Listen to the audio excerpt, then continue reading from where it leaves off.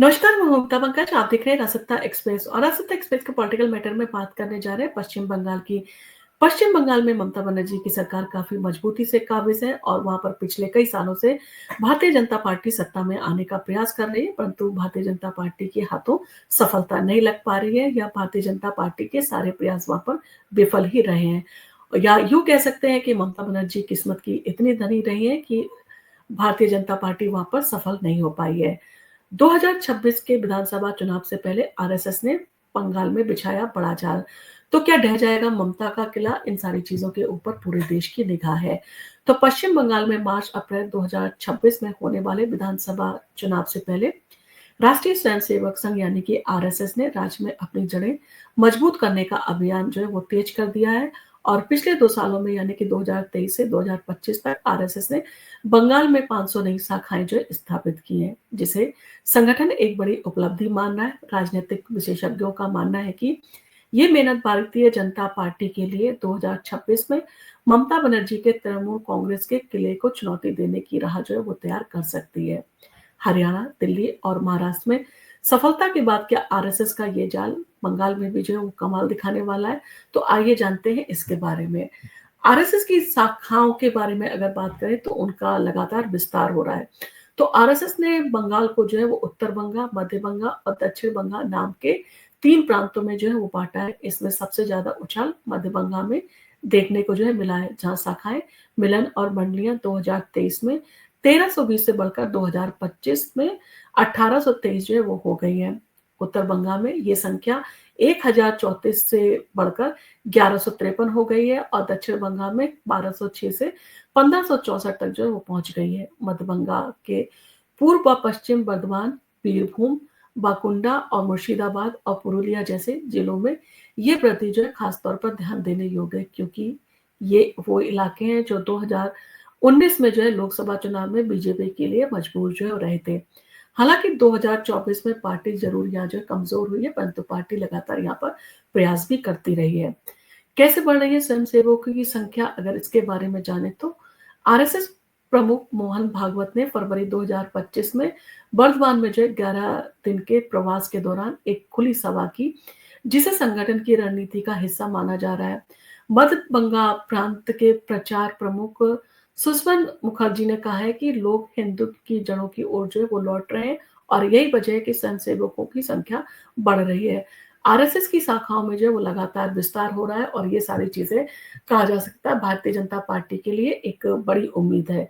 BJP के लिए जो है ये एक बड़ी खुशखबरी है। तो बीजेपी सूत्रों का दावा है कि आरएसएस का ये प्रयास और आरएसएस की ये सक्रियता 2026 के चुनाव में पार्टी के लिए गेम चेंजर साबित हो सकती है। पूर्व क्षेत्र प्रचार प्रमुख जीशु बासु ने जो है बताया है कि मध्य बंगाल में शाखाओं ने जो है वो लगातार जो है वो विस्तार किया है और कड़ी मेहनत वहां पर की जा रही है। छोटे समूहों की जो है बैठकें और रैलियां लगातार वहां पर हो रही हैं।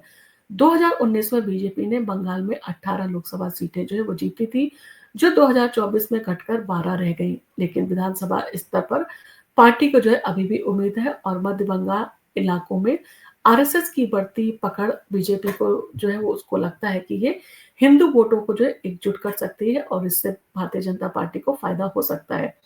हालांकि 2021 में विधानसभा चुनाव में टीएमसी ने 213 सीटें जीतकर बीजेपी को जो है करारी शिकस्त दी थी। ममता बनर्जी ने हाल ही में 215 से ज्यादा सीटें लाने का जो है वो लक्ष्य रखा है और इस तरह से उसने कहा जा सकता है कि ममता बनर्जी ने जो सीधे तौर पर भारतीय जनता पार्टी को चुनौती दी है और अब खेला होवे का नारा उसने दोहराया है। ऐसे में आरएसएस की मेहनत कितना जो है असर डालेगी और ये जो है वो बड़ा सवाल बना हुआ है।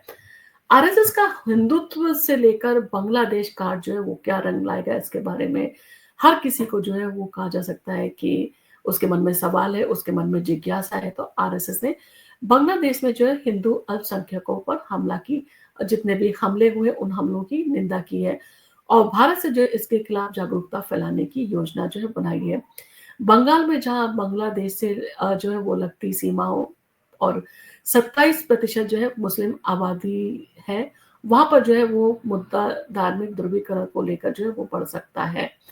विशेषज्ञों का मानना है कि आरएसएस इस भावना का इस्तेमाल हिंदू वोटरों को लामबंद करने के लिए कर सकती है। खासकर उन इलाकों को जहां बीजेपी पहले से जो है मजबूत रही है। मध्य बंगाल के प्रचार प्रमुख सुषमन मुखर्जी ने कहा है कि माहौल लोगों को जो है अपनी जड़ों की ओर खींच रहा है और यहाँ पर जो है लगातार जो है उन्हें सफलता जो है मिल रही है। दिल्ली महाराष्ट्र मॉडल क्या बंगाल में भी रंग दिखाएगा, तो या बंगाल में भी जो है भारतीय जनता पार्टी को उम्मीद है कि वो यहाँ पर कमाल करने वाले हैं। तो हरियाणा, दिल्ली और महाराष्ट्र में आरएसएस की संगठनात्मक जो है वो ताकत ने बीजेपी को जो है वो जीत दिलाने में अहम भूमिका निभाई थी और इससे इनकार नहीं किया जा सकता।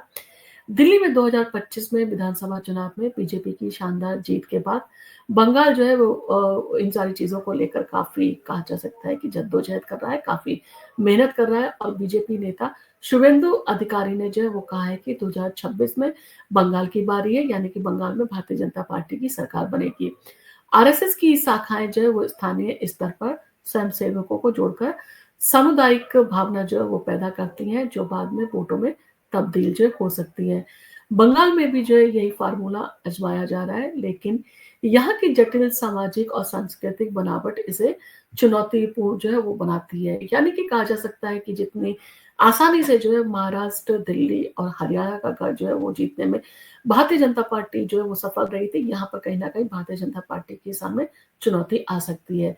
आरएसएस के लिए जो है अभी भी ये राह जो है वो कठिन है और इन सारी चीज़ों के चलते कहा जा सकता है कि आरएसएस के लिए अभी भी कठिन क्यों है डगर। तो आरएसएस और बीजेपी की राह आसान जो है वो नहीं है। टीएमसी का मजबूत संगठन, ममता की लोकप्रियता और उनकी जो छवि पश्चिम बंगाल में बनी हुई है, उसको चुनौती देना अपने आप में जो है एक बड़ा कहा जा सकता है कि कदम है। और कल्याणकारी जो है सरकार की जो योजनाएँ रही हैं, जैसे लक्ष्मीर भंडार और उसे जो है ग्रामीण और महिला वोटरों में जो कहा जा सकता है, मजबूत इन सारी चीज़ों को लेकर ममता बनर्जी को बनाया हुआ है। और इसके अलावा ममता ने जो है बीजेपी पर मतदाता सूची में हेर-फेर करने का भी आरोप लगाया है, जिसके खिलाफ वो जो है आंदोलन की धमकी भी दे चुकी हैं। दूसरी ओर बीजेपी के पास अभी तक ममता के सामने जो है कोई स्वीकार्य और शक्तिशाली जो है वो चेहरा नहीं है। जैसे कि आरएसएस के प्रकाशन स्व स्वास्तिक ने भी जो है इन सारी चीज़ों को लेकर कहा है कि इन सारी चीज़ों को लेकर जो है अभी भी बंगाल में जो है हमें प्रयास करना पड़ेगा, हमारे लिए टफ जो है वो चुनौती है और इन सारी चीज़ों का जो है हमें सामना करना है। और हमें जो है उम्मीद है कि जिस तरह से आरएसएस सपोर्ट कर रहा है, तो वो कहीं न कहीं वोटों में तब्दील होगा और वहाँ पर भी जो है यानी कि पश्चिम बंगाल में भी भारतीय जनता पार्टी की सरकार उसी मजबूती के साथ बनेगी जिस तरह से दिल्ली और महाराष्ट्र और हरियाणा में बनी। तो कहीं न कहीं आरएसएस के चलते जो है वो भारतीय जनता पार्टी की उम्मीदें बढ़ रही हैं। अब जब भारतीय जनता पार्टी की उम्मीदें बढ़ी हुई हैं, जब पार्टी कोई जोश के साथ काम करती है, कदम उठाती है, तो ममता बनर्जी को टक्कर देने के लिए जो है कहा जा सकता है कि भारतीय जनता पार्टी भी जो है और बेहतर योजनाएँ लेके जो है वो पश्चिम बंगाल के चुनाव में जो है उतरने का प्रयास करेगी, क्योंकि जिस तरह से उन्होंने दिल्ली में संकल्प पत्र को जो है 3 भागों में जो है वो जारी किया था, कुछ इसी तरह की रणनीति जो है वो भारतीय जनता पार्टी पश्चिम बंगाल के लिए भी बना सकती है। आपका इन सारी चीज़ों को लेकर क्या कहना है? क्या आपको लगता है कि ममता बनर्जी के रहते क्या भारतीय जनता पार्टी पश्चिम बंगाल में सफल हो सकती है? क्या उसका ये प्रयास सफल होगा? या ममता बनर्जी की जितनी लोकप्रियता है, उसके सामने जो है भारतीय जनता पार्टी को कठिन संघर्ष करना पड़ेगा? अब इन सारी चीज़ों के चलते आपका जो भी कमेंट हो, आप हमें कमेंट करके ज़रूर बताएँ। ममता बनर्जी के लिए आप क्या सोचते हैं? उनकी लोकप्रियता और उनकी जो राजनीति रही है, उसको आप किस तरह से मानते हैं? आप अपना कमेंट करके हमें ज़रूर बताएँ। और आपको अगर हमारा वीडियो पसंद आया, तो आप इसको लाइक कीजिए, शेयर कीजिए अपने फैमिली और फ्रेंड्स के साथ में। और आप अगर हमारे चैनल पर पहली बार आए हैं और अभी तक आपने हमारे चैनल को सब्सक्राइब नहीं किया है, तो हमारे चैनल को सब्सक्राइब करना ना भूलें।